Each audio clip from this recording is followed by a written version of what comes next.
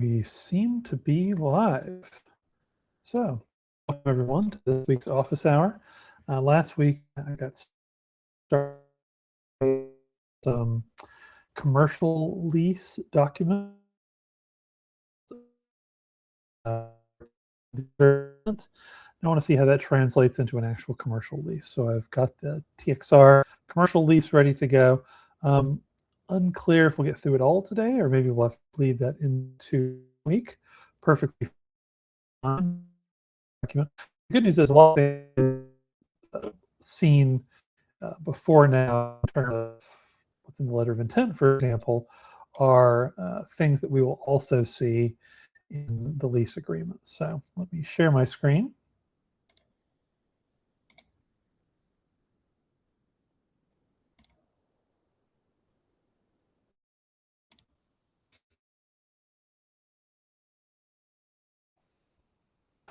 Later.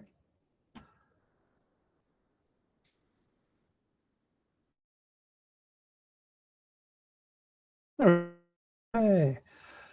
All right. The TXR commercial lease is 18 pages. Honestly, I've seen commercial leases that run from 2 pages up to 60 plus. So it really just depends on the landlord and the tenant, the property, what's going on. That'll determine how many details you have to go into. So this is designed to be pretty broad ranging, right? So let's see what we do like. Well, first of all, the different paragraphs, also what page you can find those paragraphs on. What I like here is that it has right up front a list of addenda and exhibits. So very common exhibits for only show the outline of the land that is leased, whether that's land or whether that's a whole building or part of a building. Exhibit A usually describes the leased premises and frequently is a drawing. You have a lot of things you can have. Then we also have these various addenda. So commercial option to extend percentage rent, parking, landlord's rules and rents are very important. A lease guarantee, addendum for tenant's option for additional space, for a right of first refusal, construction addendum, addendum for contingencies, and of course everyone's favorite, information about brokerage services. All right, so I want to dig into the agreement here, but just to say that my plan is once we're done with the agreement, the next to go over some of these various addenda just to show you what they look like and how they would typically be used. So a lot of that's here will mirror what was in the letter of intent, which is good, right? Unless you can reinvent the wheel, the better. If you've already got information down, like, for example, the names of the landlord and the tenant, description of the property, that whole thing. You're just going to use those to keep going forward. Who the landlord and tenant are. These could be individuals. These could be corporations, LLCs, limited partnerships, what have you. But you would list the actual entity to be that is going to be part of this lease agreement. I'll say from experience, sometimes you have an existing entity that is going to lease space, but they say, "Oh, we're going to do this for one of our subsidiaries," or we're forming a fully owned company that will be the actual tenant. So different landlords have their different due diligence about this. But what I would say is once you've identified the tenant as part of your initial negotiations, typically that's going to need to continue being the tenant unless you've covered that with the landlord. If the landlord agrees, oh sure, it's not going to be this parent company, it's going to be one of the child companies, for example. Usually that's okay. They're just going to make sure the entity that is the tenant is fully capitalized, that the people are signing for it have the legal authority to sign lease agreements, that whole thing. Then we get into a description of the leased premises. So typically, leased premises are either going to be multi-tenant properties or single-tenant properties. A single tenant is the easiest one, right? Because that is, you just take a whole property and you just draw an outline around it and say, this is what you're renting. Multi-tenant could be a bit, it's going to require a few more details because you're going to want a description of the entire property, but then you're going to want a description of the specific part of that property that the tenant is going to be occupying under this lease. And we talk here about legally described on the attached exhibit, legally described description of the legal premises, legal description of premises rather. Paragraph 2A1 applies. 2A1 means it's a multi. It's the building or complex in which the lease premises, parking areas and walks, and the parties agree that the rentable area of the lease premises may not equal the actual or usable area within the lease premises, and may include an allocation of common areas of the property. The rentable area will or will not be adjusted if remeasured. So this is a statement that sometimes in a multi-tenant property, what the owner will do, or the landlord, is they'll say, all right, we have X many rentable square feet in this building complex, but also we have a certain amount of common area square feet, which are going to be things, common access corridors. So if you think about an office building floor, which has multiple single tenant offices on it, you get all the different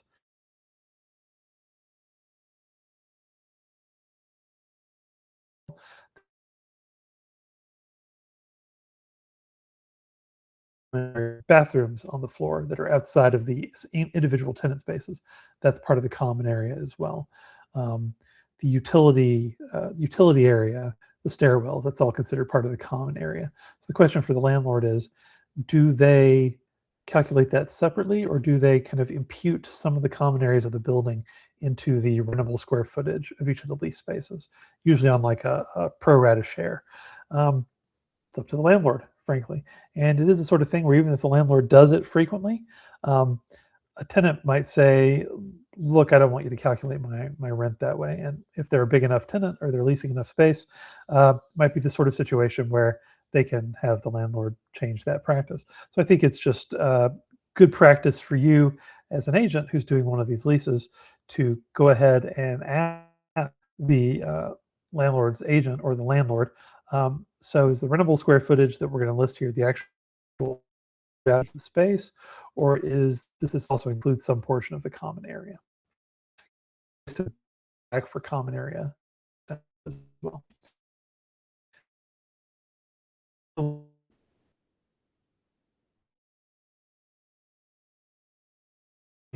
What I see.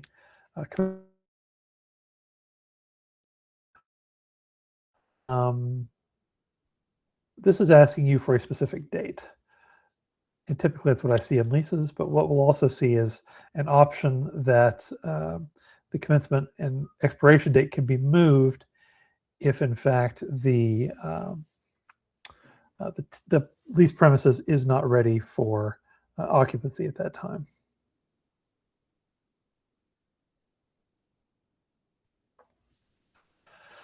We have right here, delay of occupancy. If tenant is unable to occupy the lease premises on the commencement date because of construction on the lease premises to be completed by landlord that is not sufficiently complete, or if prior tenants holding over the lease premises, landlord will not be liable to tenant for such delay, and this lease will remain enforceable. In the event of such a delay, the commencement date will automatically be extended to the date the tenant is able to occupy the property. The expiration date will automatically be extended by a like number of days. So the length of the lease remains unchanged. So if it was supposed to start September 1st, if the space isn't available for whatever reason, usually for reasons based around a prior tenant or because of the landlord's delay, then if it's not available until the 15th, then it's understood that the lease will start on the 15th instead. Usually what will happen at that point is the parties will exchange what's called a commencement letter that says when the property was actually occupied, and then just state out, okay, when it starts, when it ends, and how the rent calendar is changed because of that.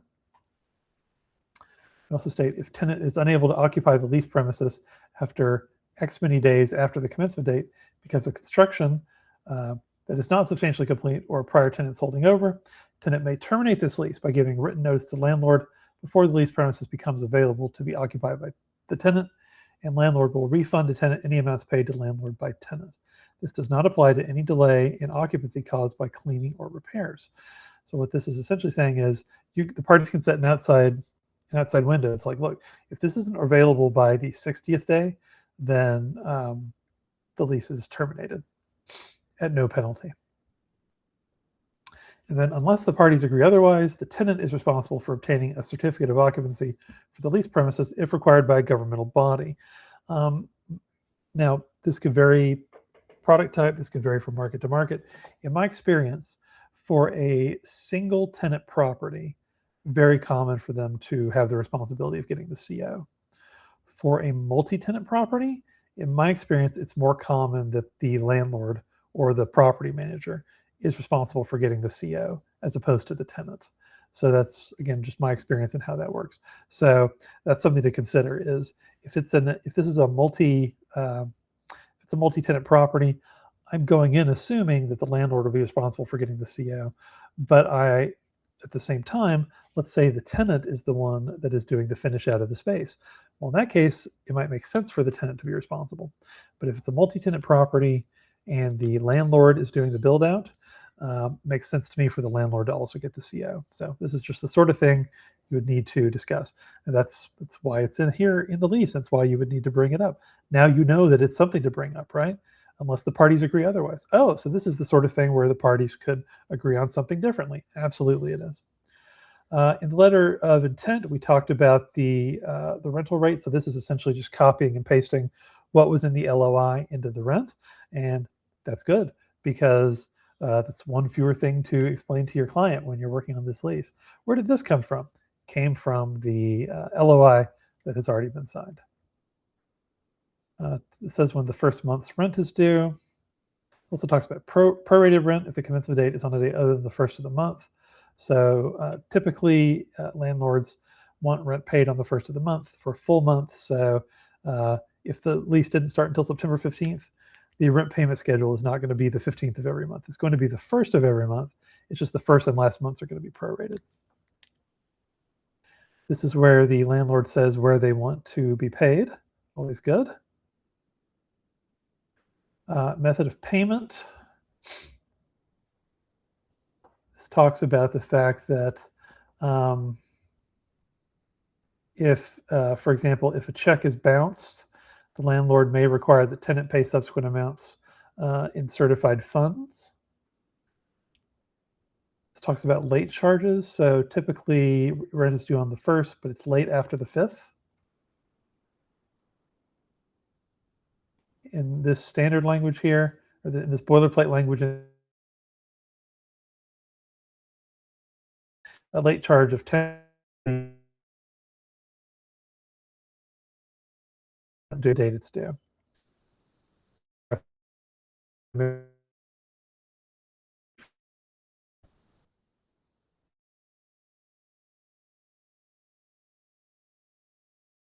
Application of funds. So let's say that a tenant paid late in June for their rental amount. Well, if say the rental amount is $1,000 a month. So because they made a late payment, they owe the landlord a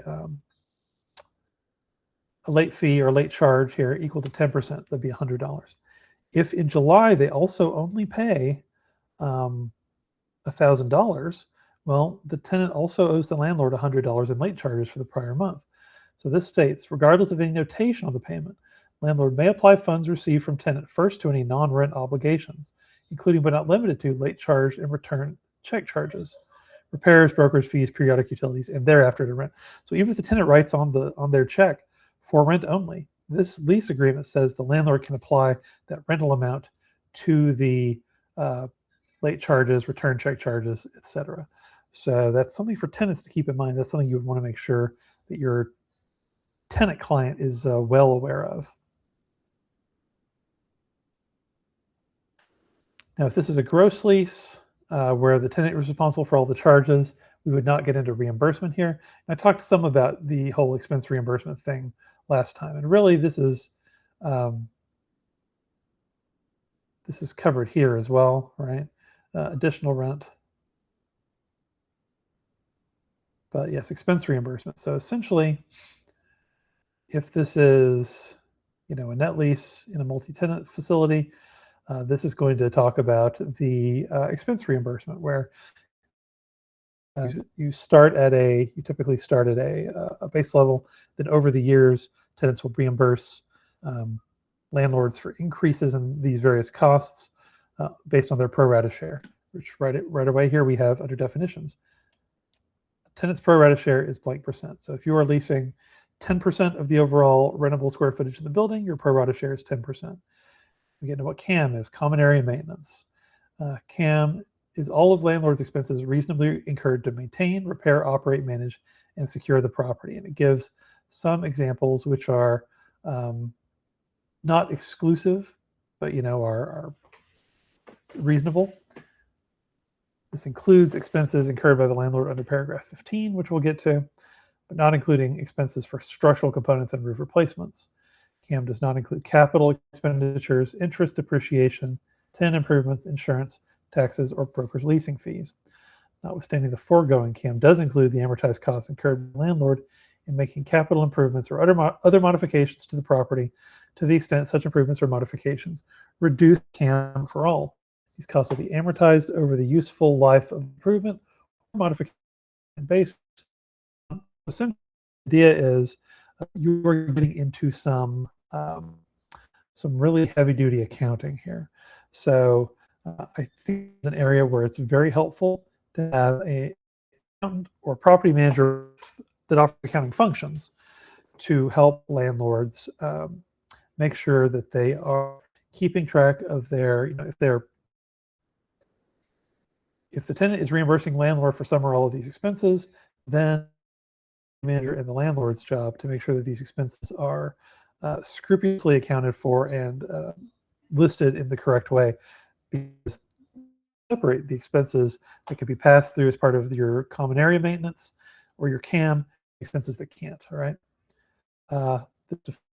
This defines taxes, but yeah, this is the point. This defines structural and roof. Great. This talks about the three different ways of doing common area maintenance. One is the base year expenses, one is the expense stop method, and one is just the net percentage, where the tenant's paying their pro rata share. So again, this gets really into some heavy duty accounting. So this is the sort of thing where you want to make sure you have a knowledgeable accountant or bookkeeper who's handling all this, right? Because there is a thriving cottage industry of companies that say, yeah, hey, we'll go in and we'll audit your landlord and make sure that everything they were passing through to you is appropriate, right? And usually leases will have language about that, or will have language about how far back that goes. But yeah, that's one of those things where I've seen landlords who have agreed to some pretty large settlements because there's a question, an open issue of whether they properly were passing through expenses. And essentially, if that's what the auditor says, then the landlord has to make a decision of, well, do we pay court? The next thing they would probably do is sue based on contract, right?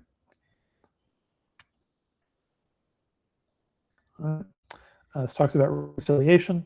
Essentially, every year, if you have a landlord that's passing through these common area maintenance, every year the landlord has to know the tenant because usually during the year they're estimating, and then at the end of the year they'll do a reconciliation. So then they have to, it's like your escrow balance with your mortgage company being reconciled every year.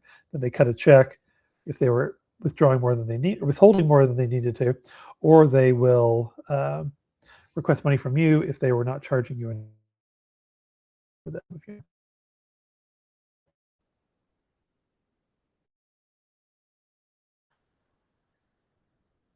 There we go. There's the audit language. Tenant may audit or examine those items in landlord's records that relate to tenant's obligations under this paragraph.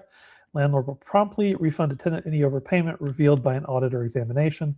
If the audit reveals an error of more than 5% over the amounts the landlord collected in the calendar year, landlord will pay the reasonable cost of the examination. So that is the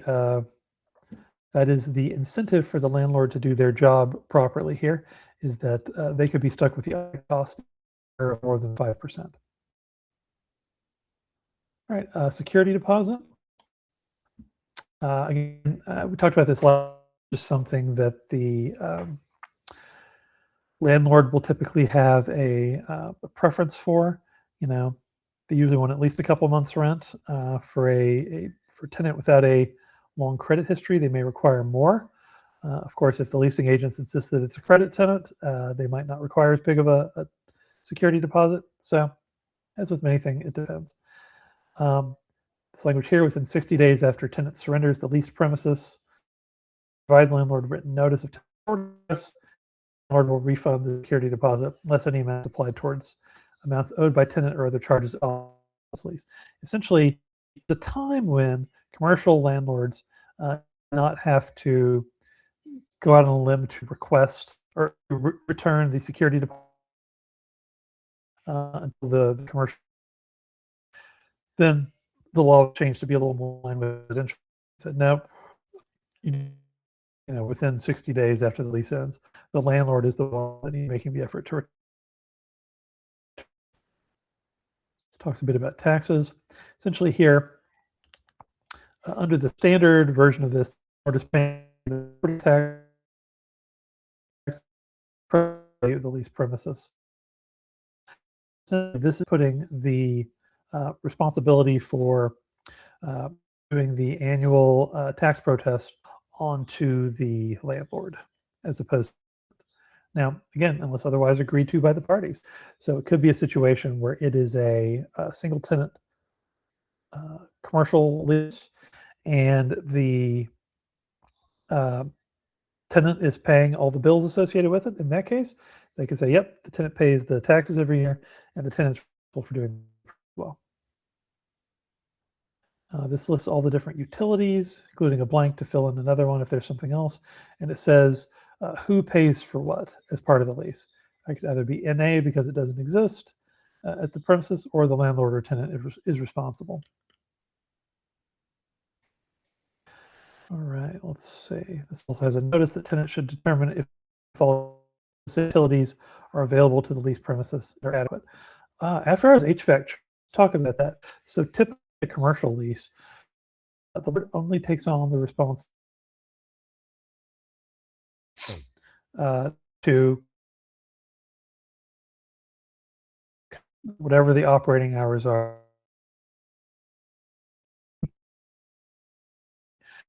The property owner wants to reduce their electric usage, their gas usage, or whatever they're using for heating and cooling as possible. So it is a pharmacy versus if it is an office building versus if it's, you know, some other kind of retail use. So that just has to be specified under paragraph 9C. But what will happen is right away we see charges, right? So the idea is landlord provides the HVAC services during the requested hours, but they can provide HVAC services after hours for an additional charge of X many dollars per hour. Usually the idea there is, well, twofold. One is that they're paying more to heat or cool because for additional hours, right? The landlord is. And the second item is usually when they pull back on the heating or cooling of some of the after those hours, they have set up an automated schedule for heating and cooling to turn on in various parts of the. So if they're going to change that for some reason, they're going to have some. So it's going to require some sort of employee hours to make that. So that's another rationale. It's the employee hour. It's also cost on the equipment.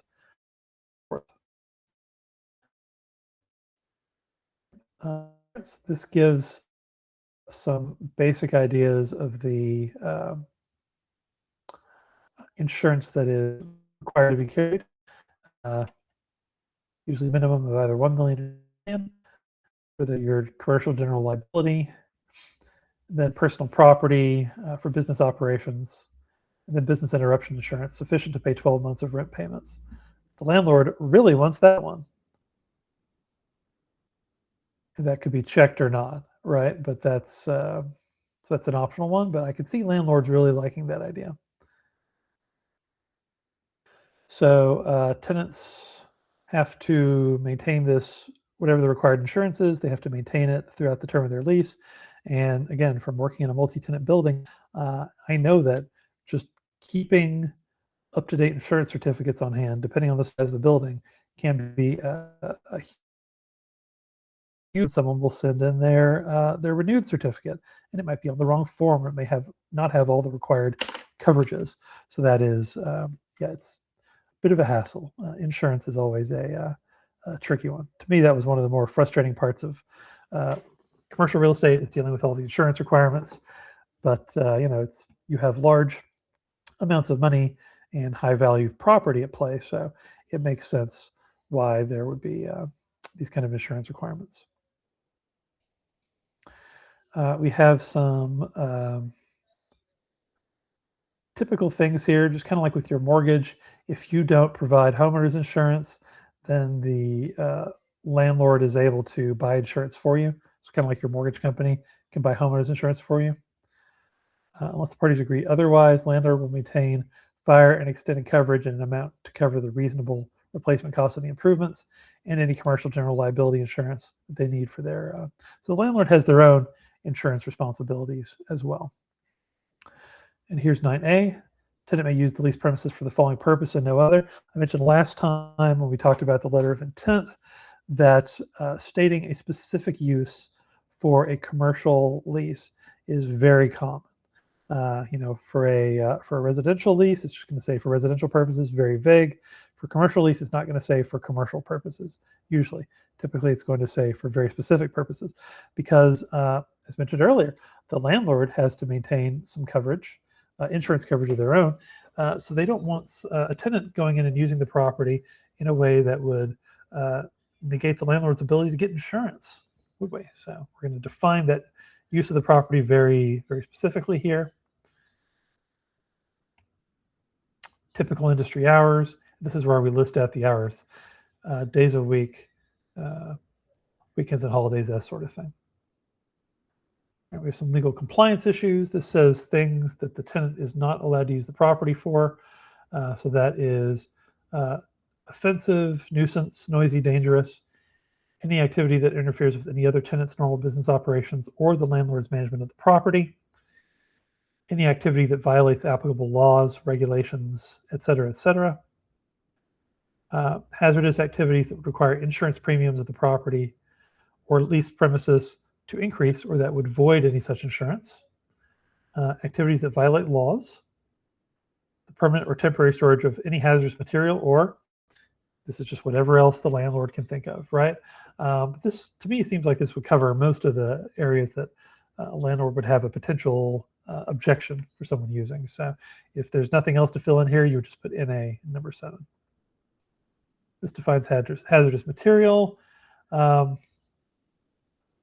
This also states landlord does not represent or warrant that the leased premises or property restrictions, zoning ordinances, setback lines, parking requirements, impervious ground cover ratio requirements, or other matters that may relate to the tenant's intended use.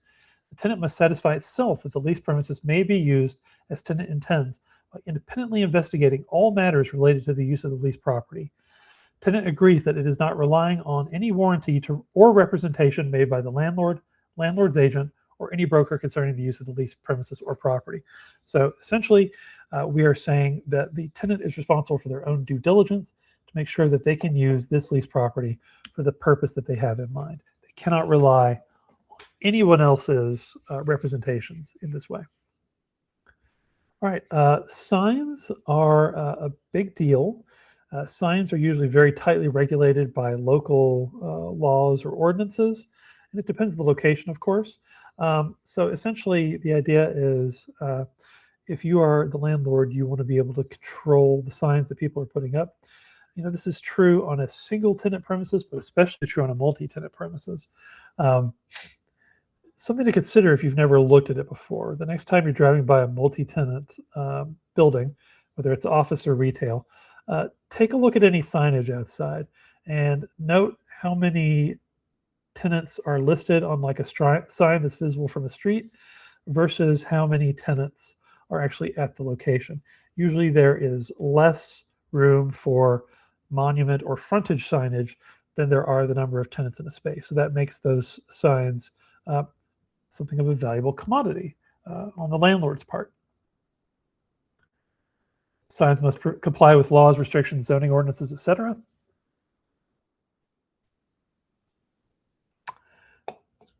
We had to deal once with a situation where a tenant wanted a sign outside of their building in the Woodlands. And oh boy, did the Woodlands Association have a long list of things you have to do when you are putting up a monument sign. Yep, so you have to be well aware of all of the requirements. Okay, let's see, access by landlord. This is again very common in a commercial lease that the landlord can enter the premises during normal business hours for a reasonable purpose. This includes repairs, maintenance, alterations, showing the leased premises to prospective tenants or purchasers. And then landlord may access the leased premises after tenant's normal business hours if entry is made with tenant's permission or entry is necessary to complete emergency repairs. Landlord will not unreasonably interfere with tenant's business operations when accessing the leased premises. And it also states during the last X many days, which you need to fill in this blank, the landlord may place a for lease or similarly worded sign on the leased premises. In my experience, obviously you want to be able to go in to a space to do repairs, maintenance, that sort of thing. If it's an emergency, it's typically understood that your ability to provide advance notice is pretty limited, right? What we would also do back in my property management days was we would have regular inspections of a premises every 6 months or every year, for example, and we would notify them well ahead of time. And it's just we would phrase it as, hey, this is just a general walkthrough. We make sure there aren't any, there's nothing wrong that we might need to fix that maybe you haven't noticed, right? But we would also use that to, we'd look at the condition of the space, obviously, but we would also use this time to make sure that, for example, the premises were still being used for the purpose stated in the lease, right? And that the people using the space were the same people on the lease. So if, for example, the company had been sold or acquired by another company and it was XYZ Corp, but now everything inside says ABC Corp. If the landlord isn't notified, usually that could be potentially a violation of the lease agreement. So, or if they've sublet the space without telling you, for example, all things you would want to know if you're a landlord. So it's a good reason to do a periodic check. Now, you don't want to interfere with their business, of course, and usually you'll be escorted, but it's typically just a quick, 5-10 minute walkthrough of a space, depending on the size of the space, right? Larger space could take longer, but you got your little clipboard with you, you're making notes. Oh yeah, carpet here, how's this looking? How are the ceiling tiles looking? Any wall damage, that sort of thing. Yep, but you're also looking for those other things that I mentioned. Unauthorized subleases, indication that someone other than the tenant is occupying the space.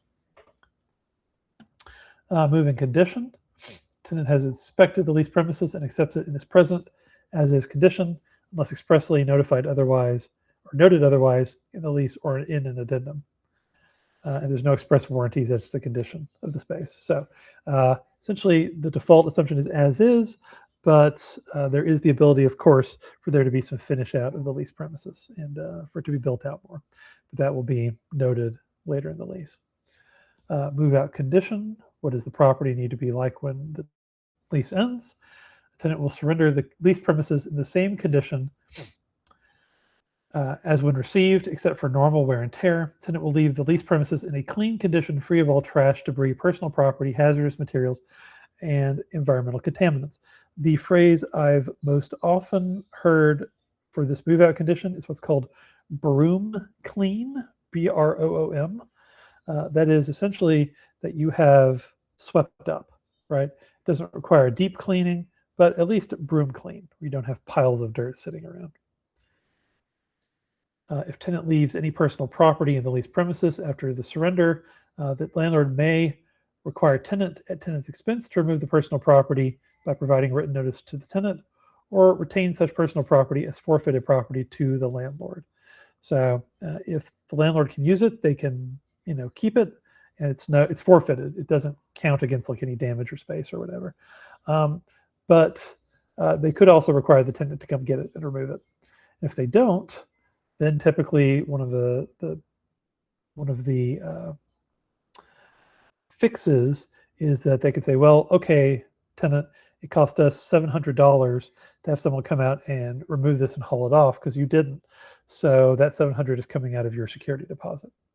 Right? So this defines surrender. This defines normal wear and tear. Right? So little, bumps on the wall, wear on the carpet, that's normal.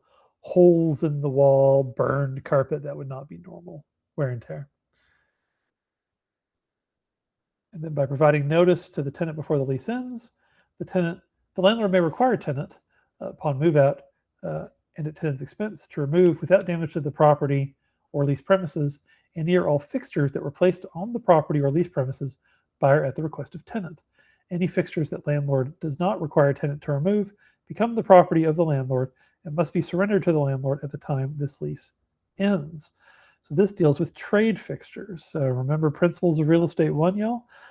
Trade fixtures are things that would normally be considered fixtures and normally would become part of the lease property accordingly. But because it's part of a lease and because it's installed as part of a tenant's normal business operations, they remain the personal property of the tenant. The idea is that the tenant, when they move out, they have to remove those fixtures and repair any damage to the property associated with removing them. Or if they're not required to be removed, they would become the property of landlord in that case. So the landlord has to decide, is it in their best interest to have these fixtures removed, or would it help them to get a new tenant if those fixtures remained? Of course, those fixtures don't always belong to the tenant, right? So you can't require the tenant to leave them. You can either require the tenant to remove them or say, we don't care if you remove them or not. Let's see, as far as normal maintenance and repairs, the tenant must keep the leased premises clean and sanitary and promptly dispose of all garbage in appropriate receptacles. This discusses, we have a checkbox here, either the landlord or the tenant will provide at its expense janitorial services. Repairs of conditions caused by a party. Each party must promptly repair a condition in need of repair that is caused either intentionally or negligently by that party or that party's guests, patrons, invitees, contractors, or permitted subtenants. So if a party of the landlord causes damage to the lease space, it's the landlord's responsibility to fix that damage. If a party of the tenant causes it is the tenant's responsibility. And this lists several components of maintenance, and it says who's going to be responsible for them or whether they don't exist or not, right? So this, again, it's not the sort of thing you should just brush over, because deciding who's responsible for roof repair or who's responsible for maintaining the HVAC system, right? That could be big dollars to whoever the responsibility falls on. So you have to make sure properly who does this. So from your perspective, this is just something you need to be aware of, that these discussions are going to have to be handling. Now, usually the landlord's going to have their preset kind of menu of here's what we handle and here's what we don't. Great. If your tenant client accepts that, perfect, no problem. If there's some things that they would normally handle, or if there's some things that they are supposed to handle based on this but don't want to, that has to be another way of has to be something else that's negotiated with the landlord. This talks about an HVAC service contract, whether the tenant is or is not responsible for that expense. Very similar to residential leasing, where you would have someone come in periodically to change out the filters and do an annual servicing of the system. This talks about common areas. If there's common areas in the property, that is typically going to be the landlord's responsibility to manage and repair. This also notes that if there's anything that the landlord is supposed to repair, the tenant needs to promptly notify the landlord of that in writing. Then if they don't repair it, there's a whole process by which you can go through for the tenant to repair it, and then kind of, let's see, so let's just read through it. Landlord must make a repair for which landlord is responsible within a reasonable period of time after the tenant provides landlord written notice of the needed repair. Makes sense? If tenant fails to repair or maintain an item for which tenant is responsible within 10 days after landlord provides tenant written notice of the needed repair or maintenance, landlord may repair or maintain the item without liability for any damage or loss to the tenant. The tenant must immediately reimburse landlord for the cost to repair or maintain, or exercise tenant's remedies under paragraph 20, which we'll get to. So this assumes that the landlord will promptly repair the things that it is responsible for, and it gives the landlord essentially enforcement right if the tenant does not repair things that the tenant is responsible for, which makes sense. The building belongs to the landlord. They will make sure it is kept up reasonably well. This talks about alterations by the tenant. Essentially, you need to have the landlord's written consent to do any alterations, including locks or security devices, because the idea is that the landlord or their representatives need to be able to get into the lease premises during an emergency. So they need to be able to have keys or access devices to get into the space. All right, liens. The tenant may not do anything that will cause the title of the property or lease premises to be encumbered in any way. If tenant causes a lien to be filed against the property or lease premises, tenant will, within 20 days after receipt of the landlord's demand, pay the lien and have the lien released of record, or take actions to discharge the lien. Tenant will provide landlord a copy of any release that tenant obtains pursuant to this paragraph. So, very important. This is a common idea that the landlord does not want the tenant doing anything that will bring the landlord's ownership of the property into question, including having liens filed. So my first job in property management at a big multi-tenant building, we would periodically have a title search building done. And once that revealed, the idea is looking for liens, right? It's a multi-tenant building, so of reasons why liens could get filed. So one time we found one. This was a relatively small tenant in the building. It was an office building, so it's an office tenant. They apparently had someone out to fix their ice maker, did not pay them, and then that company put a mechanics lien against the whole building, this hundreds of millions of dollars building, for what, $500 for the ice maker repair or less. So we called the tenant and said, hey, there is a paragraph of your lease that says that you cannot do anything to cause a lien to be filed against the building. And yet here we are. And they said, oh no, we will get that taken care of right away. Maybe they thought there were no, maybe they thought they'd paid it. Maybe they thought there were no ramifications for not paying it. I don't know what they thought. But yeah, they all right.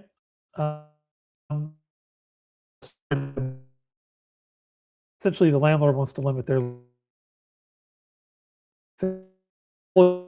yes.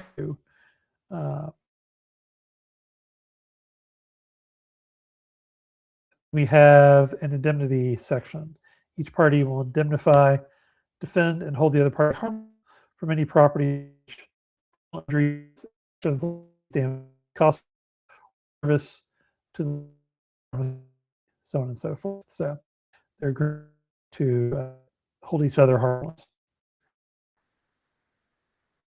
So did at the property, I'm not going to try and loop in the landlord.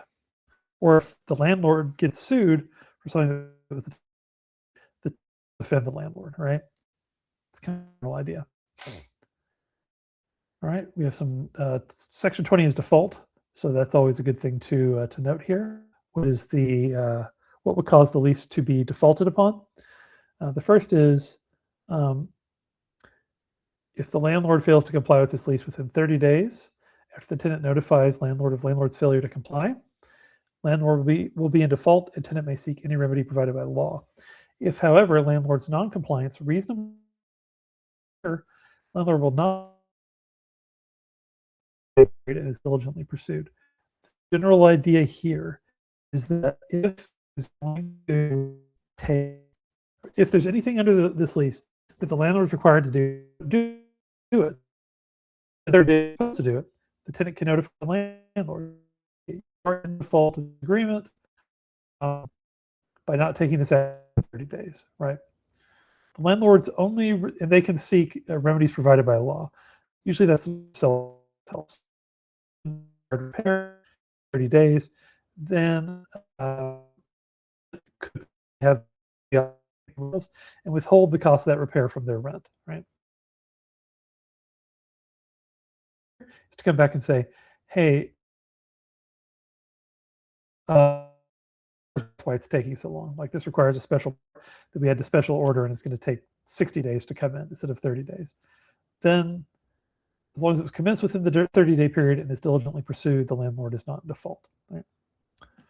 Let's see section B. If the landlord does not actually receive at the place designated for payment any rent due under this lease within 5 days after it is due, tenant will be in default. Typical payment of rent leads to default. If the tenant fails to comply with this lease for any other reason within 20 days after the landlord notifies tenant of its failure to comply, tenant will be in default. So similar to the other one, if there's something tenant is supposed to do and they don't do it within 20 days, other than pay rent, which is a 5-day period, then tenant is in default.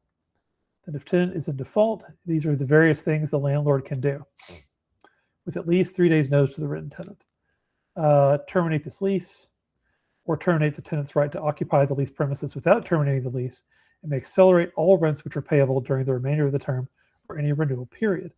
Now tell me, if you are a tenant, which of these is a scarier option? One is a landlord saying, I'm terminating your lease. The other is, I'm terminating your right to occupy the premises under the lease, and all rents which are payable for the remainder of the lease are now due. Option B, that's the scarier one, right? So that's the one I would worry about. This also states landlord will attempt to mitigate any damage or loss caused by tenant's breach by using commercially reasonable means. So there's a brew pub in my area that went out of business.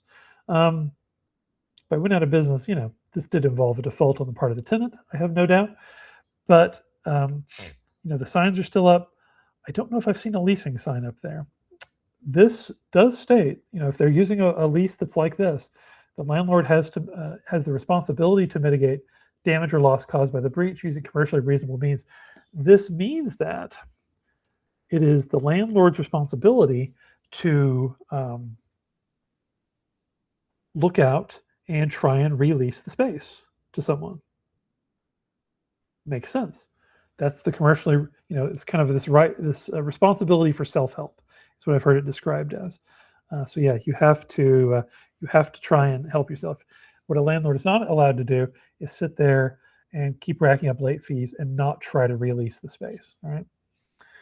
So if tenant is in default, tenant is liable for any lost rent, landlord's cost of reletting the premises, including brokerage fees, advertising fees, repairs to the leased premises for use beyond normal wear and tear, all of landlord's costs associated with eviction, all landlord's costs associated with collection of rent, the cost of removing equipment or fixtures, cost to remove trash, debris, personal property, so on and so forth, cost to replace any unreturned keys or access devices, any other recovery which landlord may be entitled to. So that is the landlord's obligations and the landlord's ability to go after additional costs. If there's an abandonment of the leased premises, interruption of utilities, removal of tenant's property, or a lockout of the tenant, Chapter 93 of the Texas Property Code governs those rights and obligations. So that may be the sort of thing that I need to cover in a separate Substack Live. What else? Holdover. If tenant fails to vacate the leased premises after the lease ends, tenant will become a tenant at will and must vacate the leased premises immediately upon receipt of demand from the landlord. No holding over by tenant, with or without the consent of the landlord, will extend this lease. The tenant will indemnify landlord and any prospective tenants for any and all damages caused by the holdover. Rent for any holdover period will be 150% of the base monthly rent plus additional rent calculated on a daily basis, due without notice or demand. So oftentimes landlords do not mind that a tenant is holding over outside of a lease term, right? Because it's rent coming in. But what you always want to have is, if tenants are in a space, you want them to have a current written agreement that sets out everyone's rights, duties, and responsibilities, right? And if it's a situation where the tenant says, look, we're moving, but our new space isn't ready yet, I'm going to need to hold over for 3 months. If that works for the landlord, then that's okay. But the tenant just needs to know you'll be paying 150% of your base rent during that time period. That is essentially an incentive for them to either sign a new lease agreement or get out of the lease premises, get out of the holdover, right? Either way, landlords like the stability of a fixed term lease. Tenants like not having to pay extra rent for holdover. And they like knowing that they're able to occupy a space for a certain amount of time as well.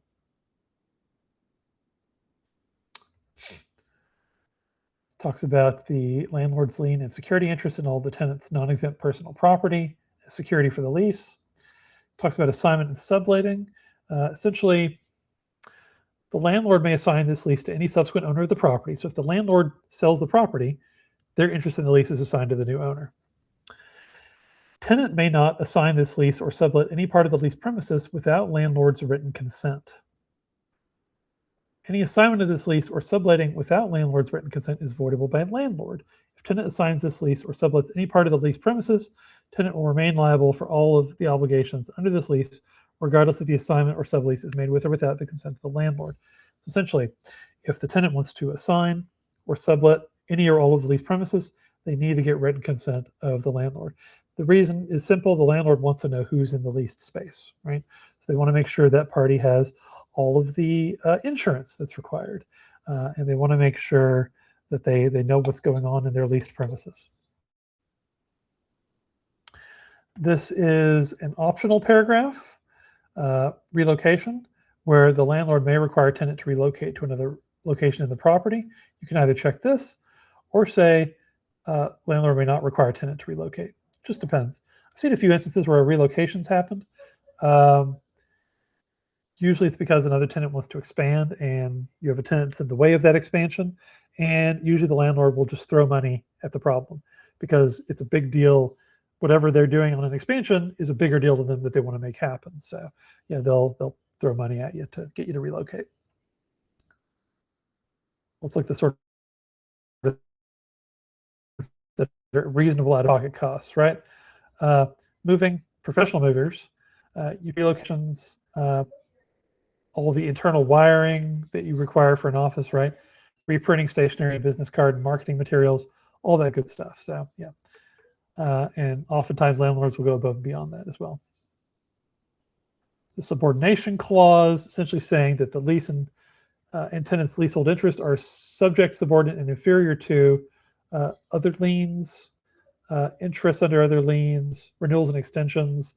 So essentially that there are other rights that parties may have in this property that are ahead of the right of the tenant's leasehold interest. So for example, very common, if the landlord has a mortgage on the property, well, the mortgager's interest in the property is above that of the tenant's leasehold interest.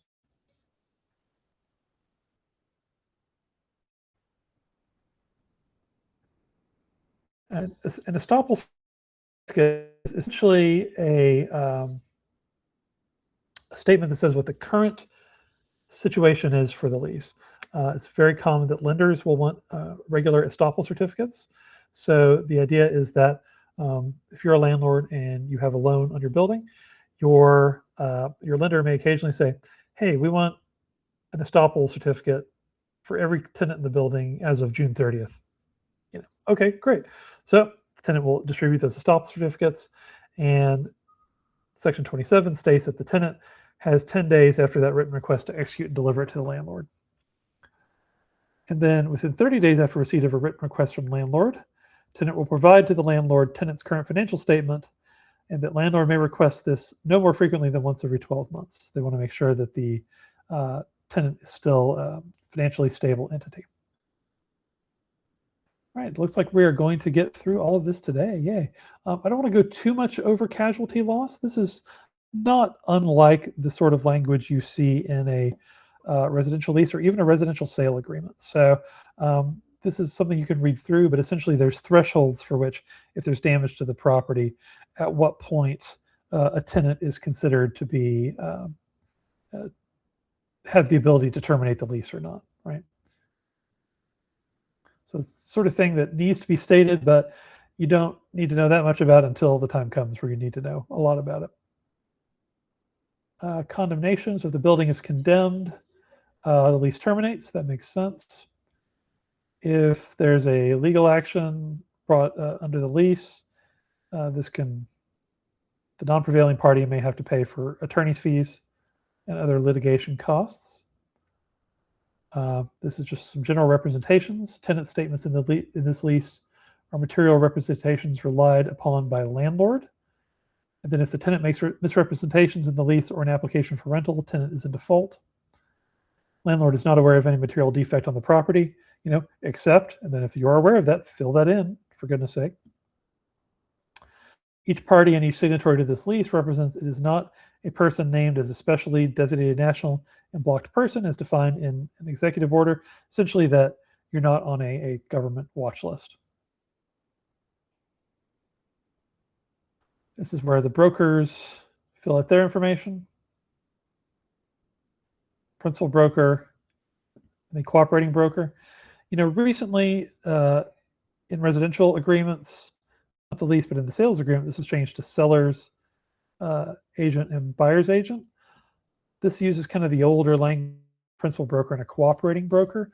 I would not be surprised in the future if this gets changed to landlord's broker and tenant's broker. Because why not? You're down here, you're saying cooperating broker represents tenant. Why not just call it tenant's broker, quite frankly? Then state whether the landlord's broker represents the landlord or the tenant or is an intermediary.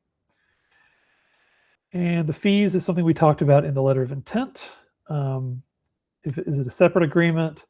Is there an attached commercial lease addendum for broker's fee that determines who's going to get paid what? We have addenda. At the beginning, list all the different exhibits that were going to be attached. Notices. Notices have to be in writing. And what's interesting here, I think this is ripe for update as well, that states that they're effective when hand-delivered, mailed by certified mail, return receipt requested.